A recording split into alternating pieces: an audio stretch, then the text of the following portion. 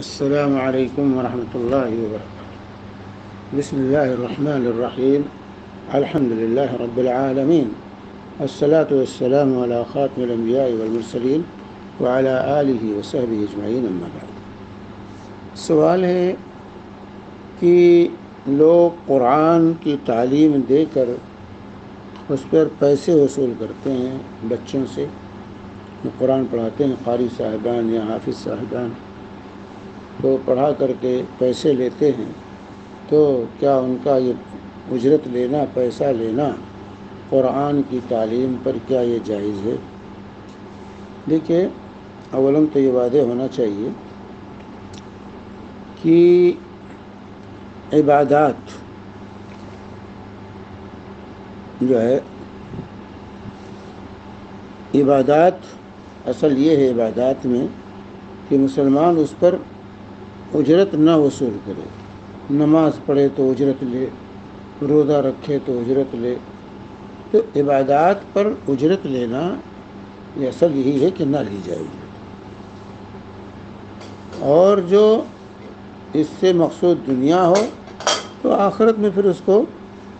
اللہ کے ہاں کچھ نہیں ملے گا۔ اللہ تعالیٰ کے ارشاد ہے، من کان یرید الحیات الدنیا وزینتها نوفی الیہم اعمالہم فیہا وہم فیہا لا یبخسون اولئک الذین لیس لہم فی الآخرۃ الا النار وحبط ما صنعوا فیہا وباطل ما کانوا یعملون۔ کہ جو لوگ دنیا کی زندگی چاہتے ہیں، اس کی زینت چاہتے ہیں، تو ان کے اعمال کا پورا یہیں پر ہم دے دیں گے، اس میں انہیں کوئی خسارہ نہیں ہوگا دنیا میں، لیکن آخرت میں انہیں کچھ نہیں ملے گا، وہاں جہنم ہے، اور جو کچھ انہوں نے کیا ہے وہ بیکار ہوگا جو ہے، اور اس کا کچھ باطل ما کانوا یعملون، سب ختم ہو جائے گا اگر دنیا ہی مقصود ہو جائے پیچھے نہیں۔ تو اولاً تو یہاں واضح ہونا چاہیے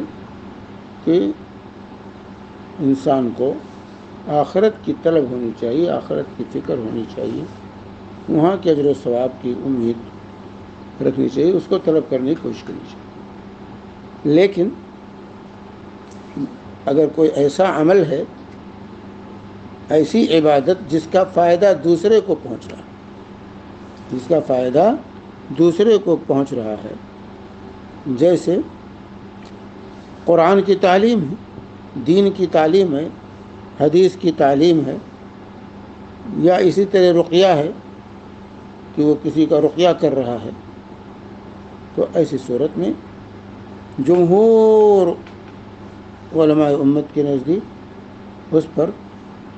اجرت لینا یہ جائز ہے۔ اجرت لینا جو ہے اس میں جائز ہے،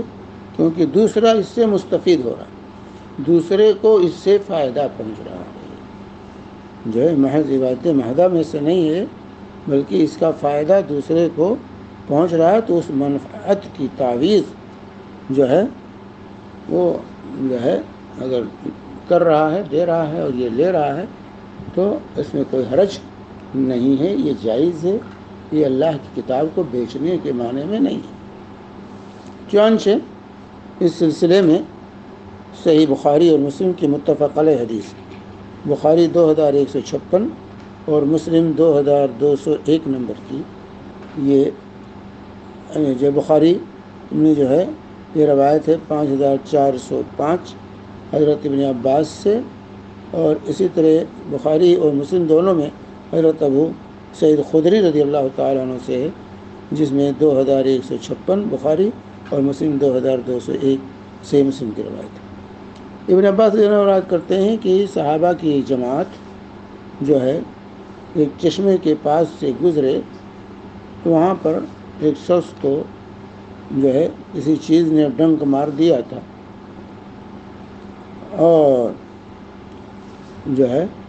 وہ اس سے جو ہے پریشان تھا۔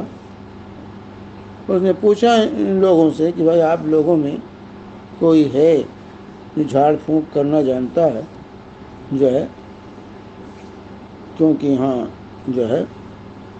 ڈنک مار دیا ہے کسی چیز نے، تو ان میں سے حضرت ابن عباس فرماتے ہیں صاحب نکلے اور جا کر انہوں نے سورہ فاتحہ اس پر پڑھی جو ہے، تو اس جو ہے کہ کچھ بکریوں کے عوض تو وہ جو ہے اچھا ہو گیا، اور یہ لوگ بکریاں لے کر جو ہے یہ صاحب آئے، تو لوگوں نے اس کو ناپسند کیا اور کہا کہ ہم اس کو اس وقت تک یہ کتاب اللہ پر تو نے اجرت لی ہے، تو مدینہ ہم پہنچیں گے اور رسول پاک صلی اللہ علیہ وسلم سے پوچھیں گے۔ آئے مدینہ، رسول پاک صلی اللہ علیہ وسلم سے انہوں نے سوال کیا جو ہے، تو کیا یا رسول اللہ اخذ علی کتاب اللہ اجرا، اس نے اللہ کی کتاب پر اجرت وصول کی؟ تو رسول پاک صلی اللہ علیہ وسلم نے فرمایا ان احق ما اخذتم علیہ اجرا کتاب اللہ، ان احق ما اخذتم علیہ اجرا کتاب اللہ، کہ جو ہے سب سے زیادہ حقدار جس پر تم اجرت وصول کرو وہ قرآن ہے، وہ اللہ کی کتاب۔ تو یہ بخاری مسلم وغیرہ کی جو ہے صحیح حدیث ہے۔ اللہ کی حدیث فرمایا کہ افضل ترین اجرت وہ ہے جو اللہ کی کتاب پر تم دو، اس کو پڑھا کر کے، اس کی تعلیم دے کر کے، رقیہ کر کے، اگر پیسہ کوئی لیتا ہے تو یہ جائز ہے۔ اس لیے امام نووی رحمہ اللہ نے مسلم کی شرح میں، صحیح مسلم کی شرح میں اس حدیث پر جو عنوان قائم کیا ہے، باب جواز اخذ الاجرہ علی الرقیۃ بالقرآن والاذکار، کہ قرآن اور اذکار کے ذریعے رقیہ کر کے اجرت لینے کے جواز کی دلیل جو ہے، تو یہ جو ہے واضح تصریح ہے رسول پاک صلی اللہ علیہ وسلم کی طرف سے کہ جو ہے یہاں پر اجرت لینا رقیہ کر کے، قرآن کی تعلیم دے کر کے، یہ جو ہے جائز، اس میں کوئی کراہت نہیں ہے، تعلیم قرآن پر جائز ہے۔ یہی امام شافعی، امام مالک، امام احمد، امام اسحاق، ابو ثور اور دوسرے سلف کا یہی موقف ہے۔ دیکھیے شرح نووی علی صحیح مسلم جلد 14 صفحہ 188۔ اور اسی طریقے سے لجنہ دائمہ کے مفتیان کا فتویٰ ہے جو ہے، دیکھیے فتاوی اللجنہ دائمہ جلد 15 صفحہ 96، اور مفتیان میں شیخ باز، شیخ عبدالرزاق خفیفی، شیخ عبداللہ غدیان، شیخ عبداللہ قود کی دستخط کے ساتھ یہ فتویٰ صادر ہوا ہے کہ یجوز لک ان تاخذ اجرا علی تعلیم القرآن، تمہارے لیے جائز ہے کہ قرآن کی تعلیم پر تم اجرت لو۔ فإن النبی صلی اللہ علیہ وسلم زوج رجلا امرأة بتعلیمہ ایاہ مع معه من القرآن، کیونکہ رسول اللہ صلی اللہ علیہ وسلم نے ایک شخص کی شادی ایک عورت سے اس پر